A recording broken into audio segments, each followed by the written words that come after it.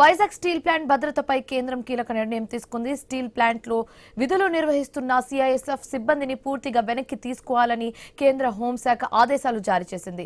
3 నెలలు గడువు ఇచ్చి నవంబర్ 17వ తేదీ నాటికి స్టీల్ ప్లాంట్ యూనిట్ ను సిఐఎస్ఎఫ్ సిబ్బంది ఖాళీ చేయాలని ఆదేశాలు జారీ చేసింది.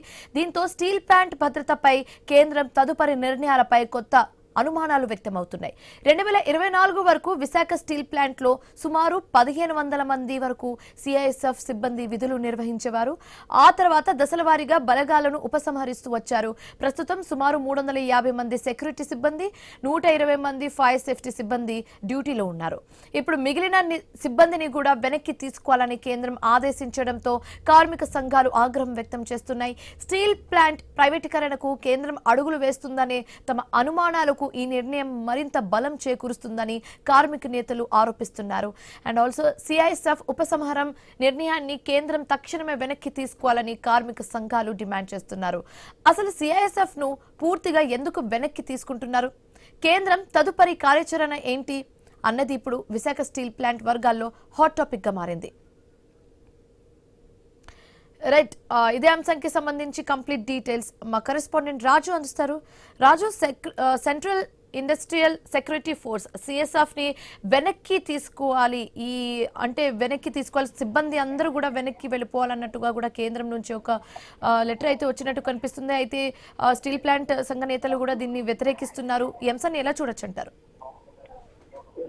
గత కొన్ని సంవత్సరాలుగా విశాఖపట్నం స్టీల్ ప్లాంట్ లో చాలా పరిణామాలు అయితే చోటు చేసుకుంటున్నాయి. గత కొద్ది నెలల క్రితం అయితే స్టీల్ ప్లాంట్ ని ప్రైవేట్ పరం చేస్తారనేటువంటి వచ్చినటువంటి ప్రచారం ఏదైతే ఉందో అది నిజమయ్యే అవసరాలు అయితే కనిపిస్తున్నాయని చెప్పుకోవచ్చు. గత కొన్ని నెలలుగా పర్మనెంట్ ఉద్యోగులను అయితే బలవంతంగా వీఆర్ఎస్ పెట్టి పంపించడం, కాంట్రాక్ట్ కార్మికులను తొలగించడం, సిబ్బందిని తగ్గించడంతో పాటు జీతాలు కూడా సరిగ్గా ఇవ్వలేని పరిస్థితిలో స్టీల్ ప్లాంట్ ఉందని చెప్పి కూడా కేంద్ర ప్రభుత్వం ప్రకటించింది. ఈ నేపథ్యంలో సిబ్బందిని తగ్గించుకుంది, ఆర్థిక భారాలు కూడా తగ్గించుకుంటున్న చర్యలు చేపడుతున్న నేపథ్యంలో ప్రస్తుతం అరకొర సిబ్బందితోనే స్టీల్ ప్లాంట్ నడుపుతున్న పరిస్థితి చూస్తున్నాం.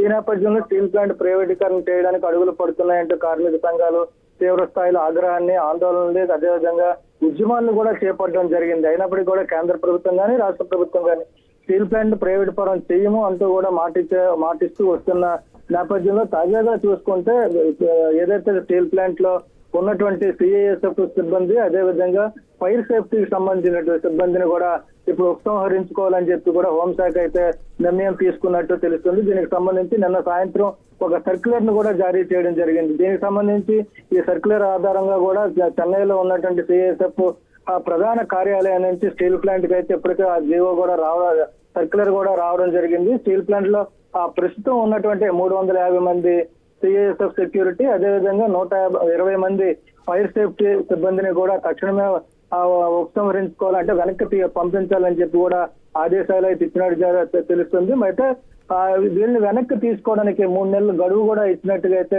ఆ సర్క్యులర్ లో పేర్కొన్న నేపథ్యంలో పూర్తిగా స్టీల్ ప్లాంట్ భద్రతకు సంబంధించి కానీ అక్కడ ఉన్నటువంటి భద్రతా ప్రమాణాలకు సంబంధించి కానీ ఇప్పుడు సిఐఎస్ఎఫ్ అదేవిధంగా సేఫ్టీ డిపార్ట్మెంట్ కి సంబంధించి ఎలాంటి బాధ్యత లేదు అనేది అయితే స్పష్టమవుతుంది. ఈ నేపథ్యంలో ప్రైవేట్ పరం క్రమక్రమంగా అయిపోతుంది అని చెప్పి కార్మికులు అయితే ఆందోళన వ్యక్తం చేయడం జరుగుతుంది.